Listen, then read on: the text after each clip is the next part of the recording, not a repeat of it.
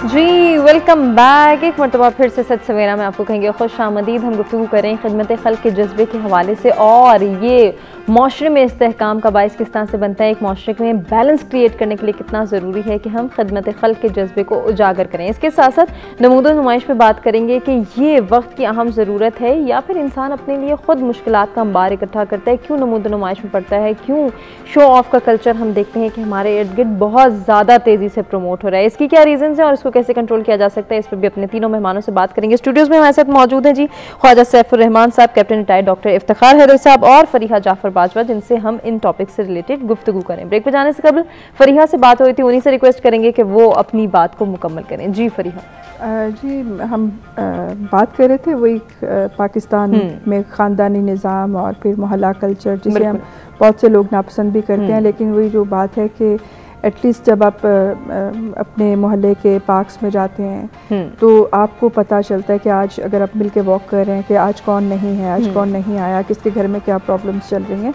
ये चीज़ें अब आहिस्ता आहिस्ता ख़त्म हो रही हैं, और स्पेशली जैसे डॉक्टर साहब ने कहा ना कि पोश एरियाज़ में, तो पोश एरियाज़ में तो ये नहीं है। मोहल्ला कल्चर को जो लोग हैं वो मिडिल क्लास के साथ ही उसको एसोसिएट करते हैं, उसके साथ जोड़ते हैं। तो मेरा ख्याल है कि ये एक बड़ी अच्छी बात है, बड़ी अच्छी चीज़ है कि आपको एक दूसरे के हालात का भी पता रहता है। और फिर ये भी मैंने देखा कि चूँकि मैं पहले भी बात करी थी गाँव से हूँ, और गाँव से ही मसाले मुझे आते हैं क्योंकि मेरा सारा बचपन गाँव में गुजरा है। तो अभी भी जो गांव में हम रहते हैं, मेरे वालिदैन, तो हम जाते भी हैं, तो मैं देखती हूँ कि उस वक़्त में और आज के वक्त में बहुत तब्दीली आ गई। बिल्कुल। I was in 8th class जब मैं पूरे गांव की गलियाँ फिरती थी, दुकानों पे जाना, सबसे इंटरेक्शन। लेकिन आज ये हालात हैं कि मेरे भतीजे हैं और अभी बहुत छोटे हैं, तो उनको हम दरवाजे से भी बाहर नहीं निकलने देते क्योंकि हालात ऐसे हो गए हैं, बड़ी अनसर्टेनिटी सी आ गई है। तो वो जो मतलब हम कहें कि with the passage of time चीज़ें ख़राब भी हो रही हैं, लेकिन ना उम्मीद मैं बिल्कुल भी नहीं हूँ। जब भी कोई भी कैंपेन चलती है, इवन के सोशल मीडिया पे कैंपेन चली कि कोविड-19 में बहुत सारे लोग जी गुर्बत के मारे घरों में भूखे मर जाएंगे, ये हो जाएगा, वो हो जाएगा, बहुत लोगों ने दिल खोल के दिया, हर बंदे ने दिया। और जिन लोगों ने, मैंने देखा कि ईद की शॉपिंग्स और फिर रमज़ान भी था, रमज़ान में तो वैसे ही हमारा वो जज्बा ईमानी बड़ा वो पीक पे होता है, तो बहुत इतनी चैरिटी तो शायद साल में कभी भी नहीं हुई होगी जितनी कि ये कोविड-19 के दिनों में हुई। वो अलग बात है कि उनमें बहुत से फिर पेशावर लोग भी होते हैं, सफ़ेद पोश लोगों तक नहीं पहुंच पाती चीज़ें, लेकिन इसमें फिर आपकी ड्यूटी भी है कि आप थोड़ी सी एफर्ट करें और आप हकीकत में जो ज़रूरतमंद है, जो बाहर आके हाथ नहीं फैला सकते, उनको ढूंढे और उन तक पहुँचाए। जब आप उन तक पहुँचाएंगे और जितना सरूर और जितनी खुशी आपको और जितना वो सुकून, वही डॉक्टर साहब वाला सॉफ्टवेयर जो है, तो वो सुकून का जो सॉफ्टवेयर है वो एक्टिवेट होगा, वो आपका वो जो थोड़ी एफर्ट करके चैरिटी करने में होता है, वो मैं समझती हूँ कि इतना सुकून आपको कहीं नहीं मिलेगा। बहुत अच्छी बात। साहब आप कुछ कहना भी चाह रहे हैं और इसको थोड़ा सा जी तो बिल्कुल समराइज करूंगा। इस्तेहकाम की जो हम बात कर रहे हैं कि खिदमत खल्क और इस्तेहकाम किस तरह आपस में मिले, बात है कंसिस्टेंसी की। ठीक, हम देखें कोविड आया, हमने बहुत ज़्यादा दिया, फिर वो ख़त्म हो गया। वो Zainab very unfortunate event, rape, murder, हम सारे बहुत ज़्यादा हुए, उसके बाद फिर हो ही जा रहा है। सही, तो आइडिया क्या है इसके पीछे कि हम करें किस तरह से इस्तेहकाम लाएं, वो है कंसिस्टेंसी से। एक चीज़ अपने आप को ये समझा दे कि हम सारे ईदी नहीं हो सकते, हम सारे हज़रत अबू बकर रज़ी अल्लाह ताला नहीं हो सकते, ये एक अंडरस्टैंडिंग अपने आप को समझानी है। तो हम उसमें क्या करें कि हम उनके कॉज के साथ जुड़ जाएं, बजाय इसके कहूँ कि मैंने अपनी एक फाउंडेशन नए सिरे से बनानी है, मैं ईदी साहब के साथ जुड़ जाऊँ। किस कोई भी एक कॉज, हम 3-4 की बात नहीं करें, एक कॉज लें और उनके साथ जुड़ जाएं, फिर वो है ना कि कारवां बढ़ता चला गया। डेफिनेटली ये काम करें और अपने अपने कैपेसिटी में अपने आप को ये ना सोचें कि यार मैंने पूरा पाकिस्तान ठीक करना है, मैंने माहौल भी ठीक करना है, औरतों के हकूक़ के लिए भी काम करना है, गरीब व गुर्बत भी ख़त्म करनी है। नहीं, एक कॉज दें जो आपको करीब है, आपके दिल से लगता है, और उसके साथ जुड़ जाएं और जुड़े रहें। ये जो कंसिस्टेंसी है ना, उससे इवेंचुअली हमारे पास इस्तेहकाम आ जाएगा। बिल्कुल आ जाएगा सैफ साहब। लेकिन हम यहाँ पे देखते हैं कि जिस मसले की तरफ मैंने इशारा किया कि क्या हमारी दी हुई इमदाद, हमारी की हुई मदद, हमारा दिया हुआ सहारा मुस्तहिक इंसान के पास पहुँच रहा है, जो डिज़र्व करता है, जिसे इसकी वाकई ज़रूरत है, उस तक पहुँच रहा है या नहीं। इसमें एक हर्डल आती है जो कि हमारा दूसरा टॉपिक भी है, नमूदो नुमाइश, कि इसकी वजह से बहुत सारे ऐसे लोग जो कि ज़रूरतमंद हैं लेकिन वो किसी के आगे हाथ फैलाना नहीं चाहते, क्योंकि उन्हें ये डर है कि उनकी सेल्फ इस्टीम हर्ट हो जाएगी, उन्हें ये डर है कि उनकी इज्जत नफ्स मजरूह होगी जब वही इंसान जो उनकी मदद कर रहा है, उनको इमदाद दे रहा है, उनकी ज़रूरत को पूरा कर रहा है, उनका सहारा बन रहा है, वो सेल्फी लेके इसको पोस्ट करेगा सोशल मीडिया पे। तो इसको भी मैं चाह रही हूँ थोड़ा सा हाईलाइट करें। बिल्कुल, ये ना किबर जो है वो बहुत ही अंदर होता है हमारे। बिल्कुल, मुझे अपनी मिसाल दूं, किसी और की क्या, कि अपने आप को यही तसल्ली देता रहता था कि यार नहीं, तुम में नहीं है कोई मसला, मगर जब हालात वाक़यात सामने आए ना, फिर समझ आया कि सैफ तुम्हारा तो आ जाकर तवज्जो अपने ऊपर ही होती थी कि मैं किसी को अच्छी बात भी कर रहा हूँ तो कहीं ना कहीं दिल के अंदर ये ख्वाहिश होती थी कि ये कहीं मेरी तारीफ कर दे, मेरे से नहीं किसी और से जिक्र कर दे।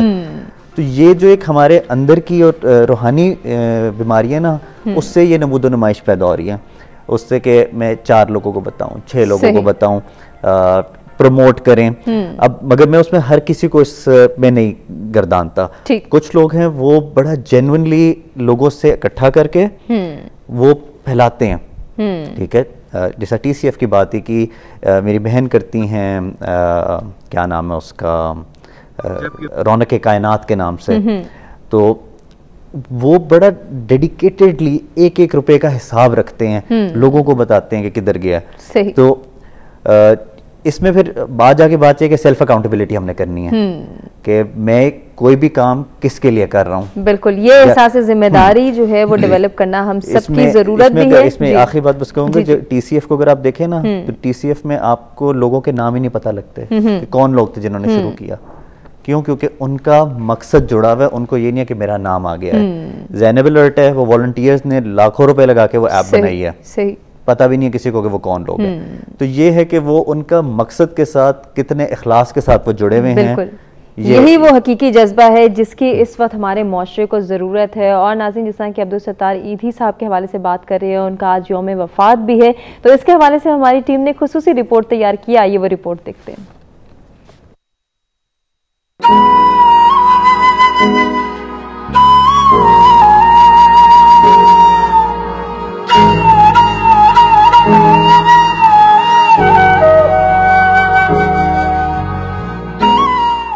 अब्दुल सत्तार ईदी वतन अजीज का एक बहुत बड़ा नाम, जो शायद दुखी इंसानियत की खिदमत के लिए ही पैदा हुए थे। उन्होंने इंसानों की खिदमत को ही अपनी जिंदगी का मकसद बनाए रखा। आज उन्हें जहाने फानी से रुखसत हुए 4 बरस बीत चुके हैं, मगर पाकिस्तानियों के लिए उनकी खिदमत आज भी हर दिन में अनमिट नक्श की तरह मौजूद हैं।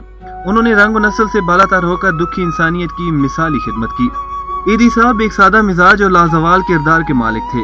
वो बिलाशुबा तमाम पाकिस्तानियों के लिए एक गैर मुतनाज़िया हस्ती थे। अगर हमारे मुआशरे में बसने वाले लोग लावारिस बच्चों को सड़क के किनारे फेंकते तो इंसानी हमदर्दी से मामूर अब्दुल सत्तार ईदी उन लावारिसों के वारिस बनकर उन्हें साहिबान फराम कर रहे थे। जब मुल्क के तूलो अर्ज पर दहशतगर्दी के बल पर लातादाद अफराद से जीने का हक छीना जा रहा था, उस वक्त ईदी साहब की निजी एम्बुलेंस सर्विस लोगों की उखड़ती सांस बहाल करने की कोशिशों में मसरूफ थी। इसी तरह जब माँ जैसी मोहब्बत करने वाली हस्ती के लिए मुमकिन न रहता कि वो अपने बच्चों के लिए 2 वक्त की रोटी का बंदोबस्त कर सके, तो ईदी साहब का लंगर उन यतीमों, गरीबों, बेवाओं को खाना खिलाता। अब्दुल सत्तार ईदी ने 6 दहाइयों तक खिदमत खल्क की मिसालें कायम की और बिलाखिर नेकियां समेटते समेटते 8 जुलाई 2016 को ये इंसानी खिदमतगार इस जहान फानी से कूच कर गए। अब्दुल सत्तार ईदी की वफात की शक्ल में मोहब्बत और खिदमत का एक और दौर खत्म हो गया और हमारा वतन पाकिस्तान एक बार फिर यतीम हो गया। उनकी शख्सियत का कोई भी पहलू ऐसा नहीं जिसका जिक्र न सिर्फ मुल्की बल्कि गैर मुल्की मीडिया ने भी न किया हो। वो ऐसी शख्सियत थे कि जब तक जिंदा रहे इंसानी खिदमत में कमाल करते रहे और बाद अज मर्ग दुनिया के लिए मिसाल बन गए। अब्दुल सत्तार ईदी ने दुनिया से जाते जाते पूरी कौम को एक लड़ी में परो गए। अब्दुल सत्तार ईदी की बेलौस खिदमत में उन्हें मुल्की और बैनुल अक़वामी सतह पर मुतअद्दिद अवार्ड से नवाजा गया। 1980 की दिहाई में पाकिस्तानी हुकूमत ने उन्हें निशाने इम्तियाज दिया। पाकिस्तानी फौज ने उन्हें शील्ड ऑफ ऑनर पेश की, जबकि 1992 में हुकूमत सिंध ने उन्हें सोशल वर्कर ऑफ सब कॉन्टिनेंट का एजाज दिया। बैनुल सतह पर 1986 में अब्दुल सत्तार ईदी को फिलिपाइन ने रामून मार्ग से अवार्ड दिया। 1993 में रोटरी इंटरनेशनल फाउंडेशन की जानिब से उन्हें पाउल हैरिस फेलो दिया गया। 1988 में अर्मीनिया में ज़लज़ला ज़दगान के लिए खिदमत के सिले में उन्हें अमन इनाम बराए USSR दिया गया। 1997 में गिनीज बुक ऑफ वर्ल्ड ने ईदी फाउंडेशन की एम्बुलेंस सर्विस को दुनिया की सबसे बड़ी फलाई सर्विस करार दिया। उन्होंने न सिर्फ अपनी दौलत 2400 के करीब एम्बुलेंसेज, 3 एयर एम्बुलेंस, 300 ईदी सेंटर, 8 अस्पतालों और खिदमत खल्क के लिए वक्फ कर दी थी। अपनी सारी जिंदगी, अपना सुकून, अपना आराम, अपने अहल वयाल सब कुछ खिदमत खल्क के लिए कुर्बान कर दिए और दुनिया से रुखसत होते वक्त भी अपनी आंखें इंसानियत की खिदमत पर निछावर कर दी। उन्होंने सखावत की एक नई मिसाल कायम की। वो बिलाशुबा फ़ख्र पाकिस्तान थे। शायद ऐसी ही हस्तियों के लिए शायर मशरिक अल्लामा इकबाल ने कहा था, हज़ारों साल नरगिस अपनी बेनूरी पर रोती है, बड़ी मुश्किल से होता है चमन में दीदावर पैदा।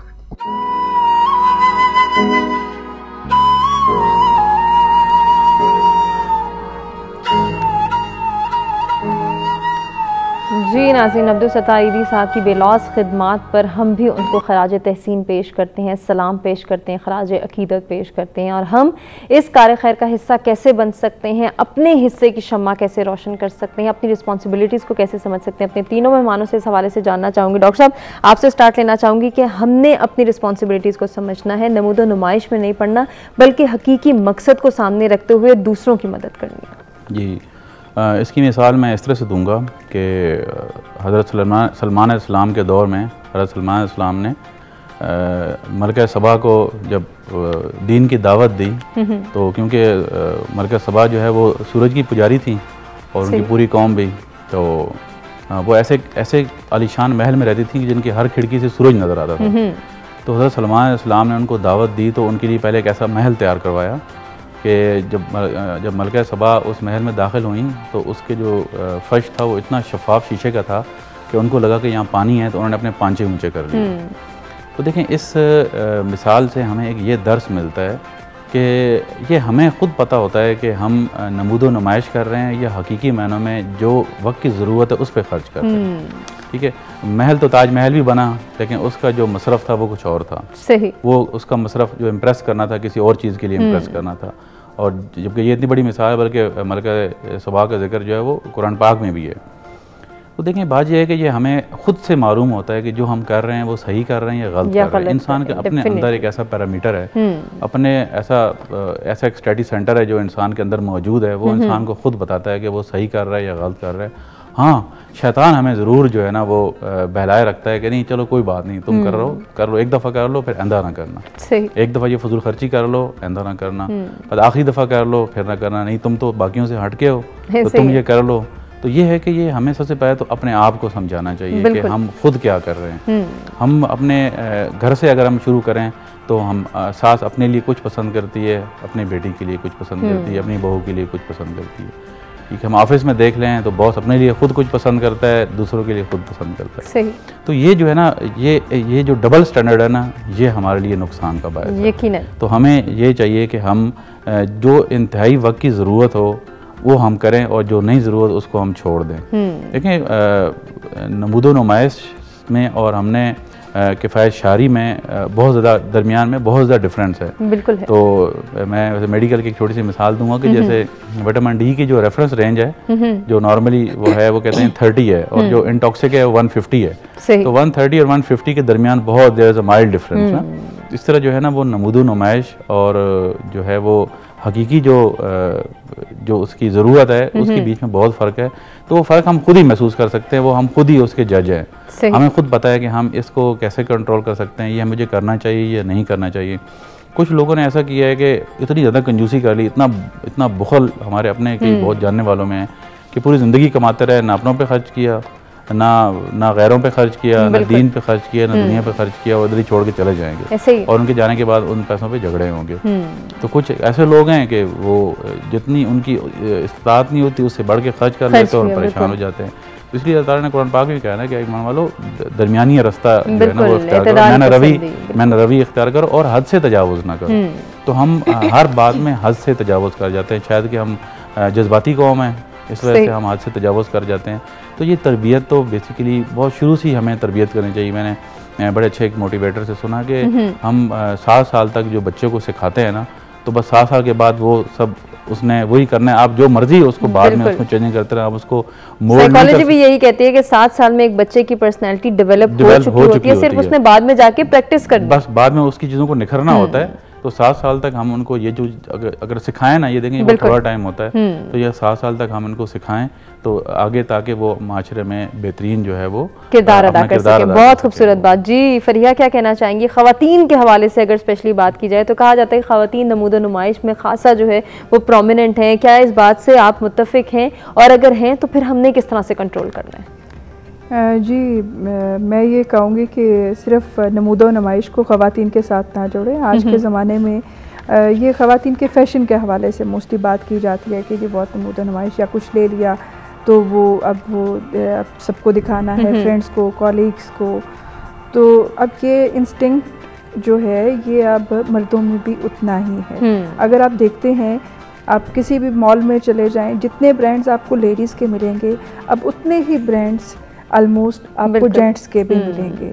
और वो उन्हीं ब्रांड्स ने स्टार्ट किया, जेंट्स सेक्शन भी स्टार्ट कर लिए। और वो तो नमूदो नुमाइश को या इस चीज़ को जो है वो सिर्फ ख़वातीन के साथ एसोसिएट करना, मैं समझती हूँ कि ऐसा नहीं है।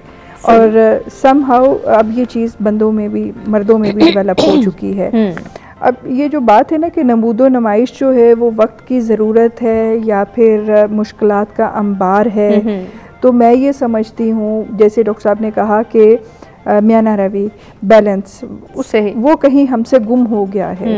अगर हम वो वापस अपनी लाइफ में ले आते हैं। किसी ने बड़ी ज़बरदस्त बात की, मैंने कहीं पढ़ी थी और तकरीबन सब ने सुनी होगी कि अगर आप सफ़र की रौनकों को और ख़ूबसूरतियों को एंजॉय करना चाहते हैं तो अपना सामान जो है वो कम रखें। और इस चीज़ को मैंने प्रैक्टिकली बड़ा वो भी किया कि अगर आप कहीं जा रहे होते हैं, कहीं पिकनिक्स पे जा रहे होते हैं या कहीं पर, तो अगर आपने ये भरा हुआ है ना सामान, आपको अपने सामान की साथ में फ़िक्र है, लगेज है, साथ में ये चीज़ें हैं, आप अपना वो जो थोड़ा सा जो भी आपका वो ज़रूरत का सामान आपने अगर हैंड बैग में रख लिया तो यू फील बड़ा फ्री सा महसूस करते हैं, बड़ा एंजॉय कर रहे होते हैं कि आपके पास कुछ ऐसा नहीं है जिसको आप घसीट रहे हैं, वो गले का तोक बन चुका है, वो आपका लगेज हिफाजत कर रहे हैं। हाँ कि वो जी अब कहीं मिस ना हो जाए, अब उसको पहुंचाना है, अब उसको ये करना है, अब वो हो मैंने तो उसमें महंगे परफ्यूम रख लिए थे, तो अगर आप ऐसी चीज़ें आप कर लेते हैं, ठीक है। नमूदो नुमाइश जो है वो उसको मैं ये समझती हूँ कि कुछ ऐसा भी है कि जो अगर आपके पास है, जैसे डॉक्टर साहब ने कहा कि उतने आपके रिसोर्सेज नहीं हैं, उतने आपके वसाइल नहीं हैं और उतना, लेकिन आपने सबके साथ बराबर जाके दिखाना है कि अच्छा जी वो उन्होंने अपनी बेटी की शादी में खानों में अगर आइसक्रीम ऐड की थी, हमने नहीं की, तो इसका मतलब है कि दिस इज़ ऑल नुमाइश।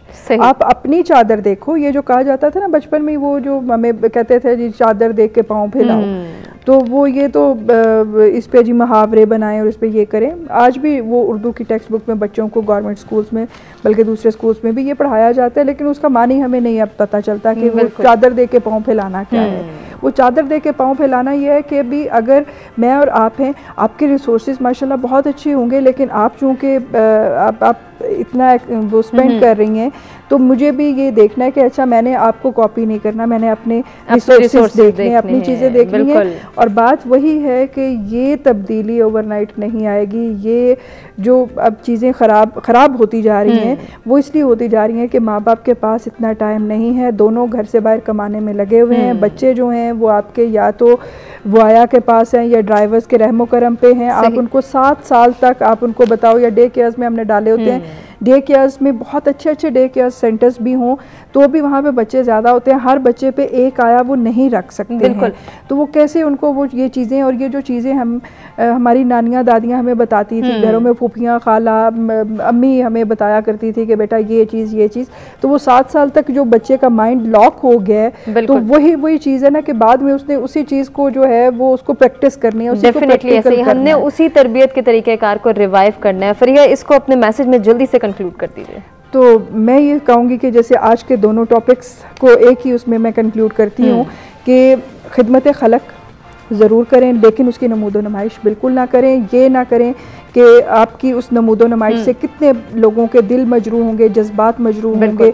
एक तो जिसकी आप मदद करें, और एक वो जिनकी आप मदद जो कि वो मदद करने का की इस्तात नहीं रखते। तो लिहाजा अगर आप अपनी ज़िंदगी के सफ़र को एंजॉय करना चाहते हैं तो अपने साथ जो है ये सारी जितनी भी नेगेटिविटी, जितना भी ये नमूद इसको तर्क करें तो फिर ही आप एंजॉय कर सकेंगे। सैफ साहब, आपका क्या मैसेज है, मुख्तसर सा मैसेज, मेरे पास वक्त महदूद है। कि जी इस्लाम दीन हमें अमीर होने से बिल्कुल मना नहीं करता। अमीर हो और अल्लाह खुदा बेतहाशा खिदमत खल्क करें, मगर उसको अपने तक ही रखें, बिल्कुल उसकी नमूद नुमाइश ना करें। डॉक्टर साहब, एक लाइन का मैसेज। जी बस मैं एक लाइन का मैसेज ये देना चाहूँगा सिर्फ ईदी साहब के बारे में कि एक वो बूढ़ा 88 साल की उम्र का बूढ़ा शख्स जाते जाते अपनी आंखें अतिया करके दुनिया को मकरूज कर गया। वाह क्या बात है। इसी पैगाम के साथ आज के प्रोग्राम का इख्तिताम करेंगे। तमाम मेहमानों का शुक्रिया अदा करेंगे जिनसे बहुत कुछ सीखने का मौका मिला। उम्मीद करते हैं आपको भी हमारा आज का प्रोग्राम पसंद आएगा। अपने फीडबैक से आगाह कीजिएगा, अपना बेहद जो है ख्याल रखिएगा। आपसे फिर मुलाकात होगी, तब तक के लिए अल्लाह निगहबान।